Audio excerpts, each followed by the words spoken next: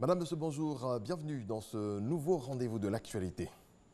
C'est aujourd'hui que le président Alassane Ouattara va échanger avec son homologue français Emmanuel Macron à l'Élysée. L'occasion pour les deux chefs d'État de passer en revue la coopération bilatérale entre leurs deux pays. Abiba Damele Saoui revient justement sur cette coopération ivoiro-française. À une semaine de la célébration de la fête nationale de la République française, le président Alassane Ouattara est l'hôte privilégié de l'Élysée, et ce pour la seconde fois en moins d'une année. Le moins qu'on puisse dire, c'est que l'élection du président Alassane Ouattara à la tête de la République de Côte d'Ivoire a permis d'ouvrir une nouvelle page dans la relation franco-ivoirienne. Et ces retrouvailles ont été célébrées à l'occasion de la visite d'État du président ivoirien en France début 2012, suivie de celle des présidents François Hollande en 2014 et Emmanuel Macron en 2017 pour le sommet UE-UA et le lancement des travaux du métro d'Abidjan. La Côte d'Ivoire est le premier partenaire commercial de la France au sein de la zone UEMOA et la France se positionne comme le deuxième partenaire commercial de la Côte d'Ivoire. En 2017, les échanges commerciaux entre les deux pays se sont intensifiés. Les exportations françaises se sont élevées à 1,181 milliard d'euros concentrés sur les équipements mécaniques, électriques et informatiques, des produits des industries agroalimentaires et pharmaceutiques. Quant aux exportations ivoiriennes, elles sont estimées à 840 millions d'euros, constituées pour l'essentiel de produits agricoles, dont le binôme café-cacao.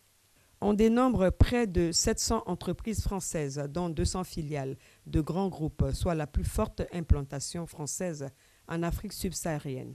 Leur chiffre d'affaires cumulé représente environ 30% du PIB du pays et environ 50% des recettes fiscales. La France est le premier bailleur bilatéral de la Côte d'Ivoire. Pour rappel, c'est en juin 2012 que notre pays a atteint le point d'achèvement de l'initiative PPTE sous le leadership du président Alassane Ouattara.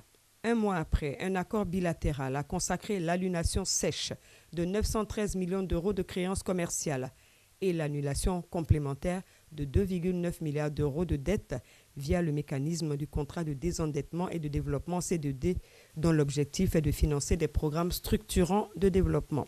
Le premier C2D a donc été signé le 24 juillet 2012 pour la période 2012-2014 d'un montant de 413 milliards de francs CFA. Il a permis un accès amélioré à l'eau potable pour 580 000 Ivoiriens et créé de l'emploi pour 2000 jeunes grâce aux travaux à haute intensité de main-d'œuvre TIMO. Le deuxième contrat de désendettement et de développement pour la période 2014-2020 s'élève à 1,128 milliards d'euros, soit plus de 738 milliards de francs CFA.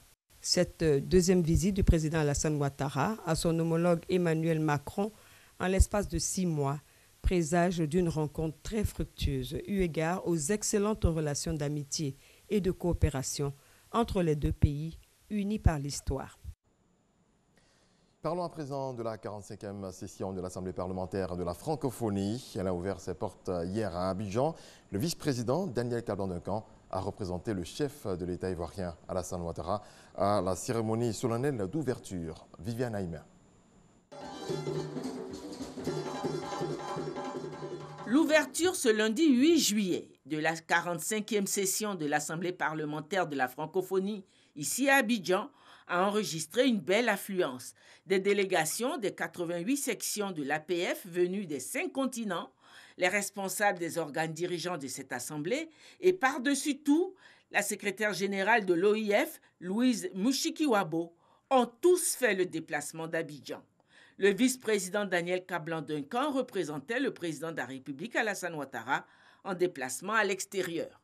Parlement et renforcement de la démocratie, c'est le thème de cette grande concertation qui réunit sur les bords de la lagune ébriée les parlementaires de la francophonie.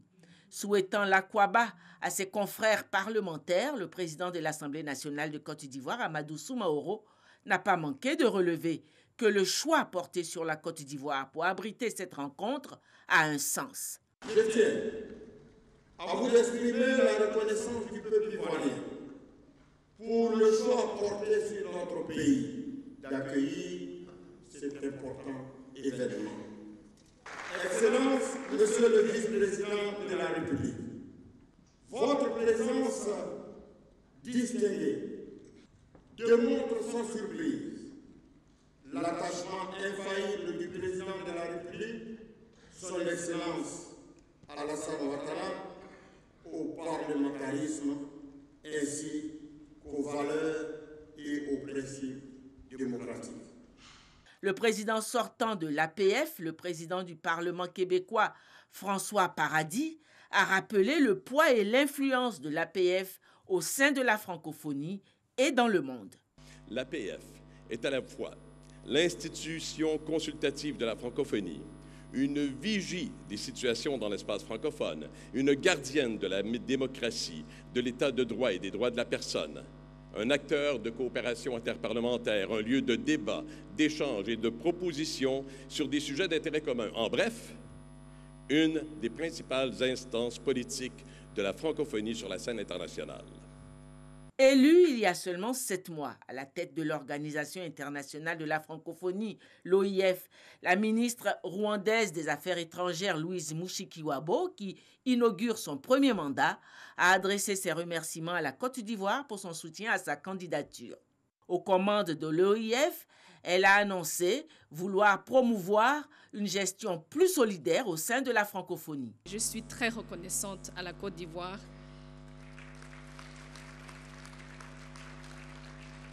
qui est aussi mon pays. Je crois beaucoup au sens de l'écoute, de l'échange. C'est ça la francophonie. Je ne crois pas aux injonctions. Car je suis persuadée que la francophonie doit éviter de tenir sur la place publique des débats qui provoquent des clivages, surtout entre le Nord et le Sud. Mon souhait, c'est que la francophonie, cette organisation basée sur la solidarité, soit une organisation où il n'y a ni Nord ni Sud, mais des francophones. Évitons de prendre position sur des débats traités dans d'autres enceintes. La francophonie ne doit pas être une mini-Nations Unies. Invité à ouvrir au nom du président de la République les assises de cette 45e session de l'APF, le vice-président de la République a souligné l'attachement du chef de l'État ivoirien, le président Alassane Ouattara, à préserver en Côte d'Ivoire le climat de paix et la gouvernance démocratique. Notre pays s'est doté d'une nouvelle constitution en novembre 2016 pour renforcer les bases de notre démocratie en vue de construire une paix et une stabilité durable et préserver les acquis de notre marche vers l'émergence. Cette constitution a été adoptée par référendum à la très grande majorité de 93,42%. Ces réformes institutionnelles majeures n'ont été possibles que dans la mesure où elles ont été adoptées pour leur mise en œuvre par l'Assemblée nationale de Côte d'Ivoire. C'est le lieu de réitérer le ferme engagement du président de la République, son Excellence M. Alassane Ouattara, de faire en sorte que l'élection présidentielle de 2020 se déroule dans la transparence et dans la paix. Merci. Après les allocutions, a eu lieu une cérémonie de décoration dans l'ordre de la Pléiade, l'ordre du mérite de l'OIF. Le président sortant de l'APF, François Paradis, président de l'Assemblée nationale du Québec, s'est vu décerner l'insigne de Grande Croix, la plus haute distinction de l'ordre de la Pléiade. Sa distinction lui a été remise par le président de l'Assemblée nationale du Sénégal et doyen de l'APF, Moustapha Niasse. L'ouverture solennelle de la 45e session a été suivie par la plénière de l'APF durant tout l'après-midi de ce lundi et toute la journée du mardi. C'est au cours de la plénière du mardi que l'élection du président de l'Assemblée nationale de Côte d'Ivoire comme président de l'APF pour un mandat de 2 ans sera entérinée. Le ministère du Commerce, de l'Industrie et de la Promotion des PME a validé lors d'un séminaire le document de programmation pluriannuelle des dépenses projets annuels de performance 2020-2022, un document qui répond au nouveau cadre harmonisé des finances publiques de l'espace UEMOA. Les détails de Soro Corona. Les cadres du ministère du Commerce, de l'Industrie et de la Promotion des PME en conclave à Yamoussoukro. Au centre des préoccupations, la validation du document de programmation pluriannuelle des dépenses projet annuel et des performances 2020-2022. Il s'agit pour le ministère de se mettre en conformité avec les nouvelles réformes de l'UEMOA. Des réformes relatives à la transparence dans la gestion des finances publiques pour une grande efficacité de l'action publique. Les participants à cet atelier ont analysé et fait des projections financières des programmes et élaboré le projet annuel de performance. L'UEMOA a demandé à chaque État membre de faire le basculement du budget de moyens vers le budget programme. Avant, ce qui se passait, c'est qu'on allouait les ressources budgétaires par service et par direction. Cette fois-ci, on finance plutôt les activités. Donc les activités qui vont viser à atteindre un résultat. 4 thématiques ont servi de base de travail. L'administration générale, le commerce intérieur, le commerce extérieur et l'industrie. La Côte d'Ivoire transpose ainsi dans son dispositif national les directives du nouveau code harmonisé des finances publiques de l'UEMOA. L'Union européenne et l'Association internationale des maires francophones soutiennent l'Assemblée des régions et districts de Côte d'Ivoire. Dans le cadre de la promotion d'initiatives jeunes, ces deux organisations ont dégagé une enveloppe d'environ 500 millions de francs CFA. Premiers bénéficiaires, les porteurs de projets issus des régions du Tonki, du Kabadougou et le district du Bassa-Sandra. Hermance Zirignon, Serge Coléa. 500 millions de francs CFA dédiés au financement de projets et activités de jeunesse économiquement rentables. C'est la contribution de l'Union européenne et de l'Association internationale des maires francophones pour soutenir les actions des collectivités territoriales. La RDCI, l'Assemblée des régions et districts de Côte d'Ivoire, en est le bénéficiaire institutionnel. Les jeunes porteurs de projets des chefs-lieux de région de Mans, Odiéné et San Pedro sont invités à présenter leurs activités génératrices de revenus. Ce projet a deux composantes. La première, c'est aider les régions à devenir réellement un acteur du développement national. Les jeunes, à la sortie de l'école, qu'est-ce qu'ils veulent ? C'est trouver un emploi et s'insérer dans la société. Mon souhait, c'est qu'un réseau comme le réseau IMF d'élus locaux montre leur capacité en matière technique, en matière morale et en matière de représentation. L'Assemblée des régions et districts de Côte d'Ivoire entend accompagner les jeunes dans la réalisation effective de leurs projets. C'est une phase pilote qu'il faut bien gérer ces projets. Faire en sorte que ces projets soient amenés à terme et qu'il y ait vraiment du concret. Et c'est ce qui va permettre d'encourager les bailleurs de fonds. L'État de Côte d'Ivoire, avec le concours de ses partenaires, entend œuvrer à la promotion de l'emploi jeune. Ce projet s'inscrit dans cette logique. Il va durer 3 ans et s'étendra aux 31 régions et districts de la Côte d'Ivoire. On passe au football et la Coupe d'Afrique des Nations Cannes 2019 en Égypte. La Côte d'Ivoire s'est qualifiée hier pour les quarts de finale de la compétition dans la douleur face au Mali. Les Maliens ont certes été plus entreprenants, mais les Ivoiriens ont été plus réalistes. Autre volet de l'actualité à présent, Bosco Ntaganda a été reconnu coupable par la Cour pénale internationale de crimes de guerre et crimes contre l'humanité. L'ancien chef de milice, aujourd'hui âgé de 45 ans, a joué un rôle déterminant selon la CPI dans les atrocités commises en 2002 et 2003 en Ituri. Le projet de loi d'extradition vers la Chine continentale est mort. C'est ce qu'a affirmé aujourd'hui Carrie Lam, la chef du gouvernement local de Hong Kong.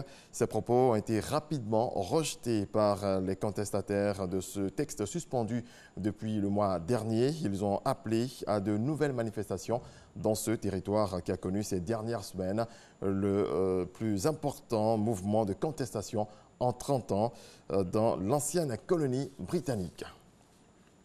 Et puis on termine avec cette information insolite. Face à la polémique, les créateurs de DeepNude, une application créant de fausses photos de femmes nues, l'ont finalement retirée moins d'une semaine après son lancement. Cette application avait été créée il y a quelques semaines à des fins de divertissement, mais ses créateurs ont nettement sous-estimé la demande. Selon leur compte Twitter, la presse américaine dans le Washington Post a montré que l'application pouvait servir à prendre une femme en photo et en tirer une autre image, cette fois avec les seins et le sexe, en lieu et place des vêtements grâce à l'intelligence artificielle.